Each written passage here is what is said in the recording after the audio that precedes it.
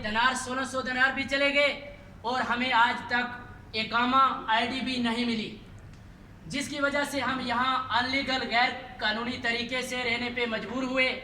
और Kuwait government ने एक ऐसी कानून निकाली कि 16 तारीख को आप जितने भी अनलीगल गैर कानूनी लोग हो आप यहाँ आएँ और हम आपको बाइज्जत अपने मुल्क भेजेंगे और आप इंशाअल्लाह जब भी ये कोरोना वायरस इस दुनिया से ख़त्म हो जाएगी और आप वापस अपनी रोज़ी रोटी के लिए कुवैत आ सकते हैं।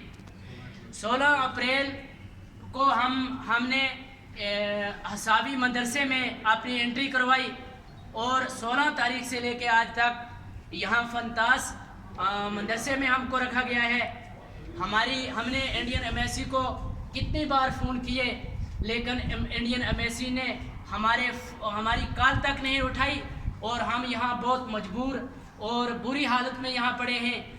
1 महीना और 5 दिन हो गए हैं, हम यहाँ सख्त परेशान हैं। हमें इंडिया गवर्नमेंट अपने मुल्क में क्यों नहीं ले रही है? कुवैत गवर्नमेंट अपने खर्चे से हमको खाना दे रही है, हमें हमारी मुसीबतों में शरीक हो रही है और जिस वतन अजीज़ के रहने वाले हम हैं और उस वतन के रहनुमा हमारे लिए कुछ भी करने के लिए तैयार नहीं हैं। ये बड़े अफसोस और बदनसीबी की बात है कि हमारे इंडिया को हर कंट्री ने एक सबसे बड़ा मुल्क माना और मैं दावे से कहता हूँ, जज्बात से कहता हूँ कि हमारा इंडिया एक बड़ा मुल्क है। और इतना बड़ा मुल्क होने के नाते हम कुछ आदमी सिर्फ जम्मू कश्मीर के 60-65 लोग हम यहाँ पंजाब के और कहाँ के मैं बताऊँ हिंदुस्तान के कोने कोने से लोग यहाँ परेशान हाल पड़े हैं। हमें कोई भी कोरोना वायरस नहीं है, हम बिल्कुल सेफ हैं, बिल्कुल ठीक हैं। हम यहाँ हट्टे कट्टे अच्छी सेहत लेके यहाँ आए थे, लेकिन आज परेशानियों ने, मुसीबतों ने, गमों ने हमें बर्बाद करके रख दिया और हमें कभी भी ये खुशी की खबर नहीं मिलती है कि हम कब अपने वतन, अपने इंडिया में जाने वाले हैं। हमारे घरों में हमारे छोटे छोटे बच्चे रो रहे हैं, हमारी माएँ रो रही हैं, हमारी बहनें रो रही हैं, हमारे बीवी बच्चे किस हालात में हैं कि हम तो अपने बच्चों के लिए रोज़ी रोटी कमाने के लिए यहाँ आए थे। मैं अपने प्रधानमंत्री से फिर दोबारा रिक्वेस्ट करता हूँ कि प्रधानमंत्री जी, हम हिंदुस्तान के थे, हिंदुस्तान के हैं और हिंदुस्तान के रहेंगे और हम जितना भी यहाँ पैसा कमाते हैं अपनी जानों पे सह के वो अपने इंडिया में लेके वो पैसा जा रहे हैं। ये अपने इंडिया की इज्जत के लिए है, अपने इंडिया की प्रॉपर्टी के लिए है। लेकिन अफसोस इस बात का है कि पाकिस्तान ने भी अपने लोगों को निकाल लिया, बांग्लादेश ने भी अपने लोगों को निकाल लिया, श्रीलंका ने भी अपने लोगों को निकाल लिया, मिस्र ने भी अपने लोगों को निकाल लिया। लेकिन फिर बात आती है कि हमारी बदनसीबी कि इंडिया वालों, हमने इतना बड़ा क्या जुल्म कर दिया, क्या जुर्म हो गया हमसे कि जिसकी सज़ा आज हम यहाँ कुवैत एक मदरसे में कैदियों की तरह भुगत रहे हैं। हमें यहाँ पूछने वाला, देखने वाला कोई नहीं है, हमारे पास पैसे नहीं हैं। हम 6 महीने से अपने रूम में बैठे हुए थे कि हमारा इकामा मिलेगा और हम काम करेंगे। ना हमारा इकामा, ना हमारा काम, हम तो बर्बाद हो गए, ना इस दुनिया के रहे ना उस दुनिया के रहे। बच्चे भी परेशान हैं, सूद पे पैसे लेके हम यहाँ सब लोग आए थे अपने बच्चों के लिए रोजी रोटी कमाने के लिए।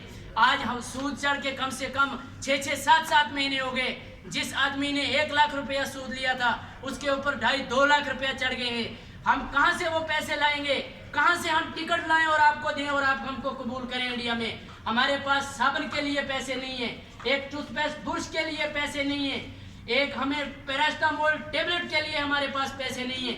और फिर हमारी इंडियन एम्बेसी जिन लोगों के पास पैसे हैं, जो टूरिस्ट वाले लोग थे, जो फैमिली वाले लोग थे, जो आराम और ऐशो अशरत की ज़िंदगी अपने अपने रूम में गुजार रहे हैं, उन लोगों को यहाँ से पिकअप किया जा रहा है। और हम जो लोग मदरसों में, स्कूलों में, कॉलेजों में यहाँ आके बंद किए हुए हैं, क्या हमारा हक इंडिया पे नहीं है?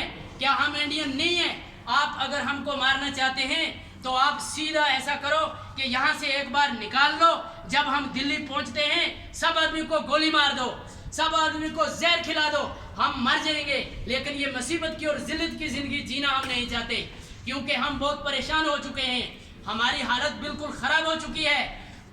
हमें कोई कोरोना वायरस नहीं था और ना आज कोरोना वायरस है। हमको अपनी स्टेट गवर्नमेंट, अपनी इंडिया गवर्नमेंट खुद बीमार करके मारना चाहती है। ये हमारे साथ ज्यादती क्यों हो रही है? मैं अपने स्टेट जम्मू कश्मीर के जो रहनुमा हैं, हमारे वहाँ मीडिया है जम्मू कश्मीर की, हमारे वहाँ हिंदुस्तान की छोटी छोटी बात पे हमारी मीडिया क्या क्या करती है। लेकिन अफसोस, शेम होनी चाहिए ऐसी मीडिया को कि जो कुवैत में, सऊदी अरब में, किसी भी मुल्क में फंसे दबे हुए अपने इंडिया के निवासियों को, अपने देशवासियों को, अपने भारतीयों के बारे में अगर इंडिया की मीडिया कुछ नहीं बोल सकती है तो फिर वो इंडिया की मीडिया जो है वो किस काम की है। रफीका लियाकत जी, मैं आपसे भी सलाम करता हूँ, आपके हजारों वीडियो हम देखते हैं यहाँ, आप तो इतनी जोश और खरोश से बोलती हैं। फिर हमारे नौशेरा सेक्टर के हैं रविंदर राणा साहब, आपकी बहुत मशहूरी है, हम सुनते हैं कि आप बहुत काबिल तरीन लीडर हैं। और जम्मू के हमारे मीडिया है, जम्मू के हमारे रहनुमा हैं कोहली साहब, गुलाम नबी आज़ाद साहब, ये ऐसे चुने हुए लीडर हैं। लेकिन अफसोस इस बात का है, जब गरीबों की बात आई तो मीडिया भी सो गई, लीडर भी सो गए। जब वोट का टाइम आता है तो हम बहुत अच्छे लोग आपको दिखाई देते हैं और हमारे घरों घरों में आके आप लोग हमसे सिर्फ वोट बैंक समझा हुआ है आप लोगों ने हमको। हम अपने प्रधानमंत्री से फिर रिक्वेस्ट करते हैं, अमित शाह से रिक्वेस्ट करते हैं कि हमें जल्द अज जल्द इस कुवैत की कैदी से निकाल के अपने वतन में भेजा जाए ताकि हमारी माएँ हमारा चेहरा देख के खुश हो जाएं। अल्लाह भी आप पे करम फरमाएगा। खुदा हाफिज़। ये मेरी बात इंडिया के कोने कोने में जानी चाहिए।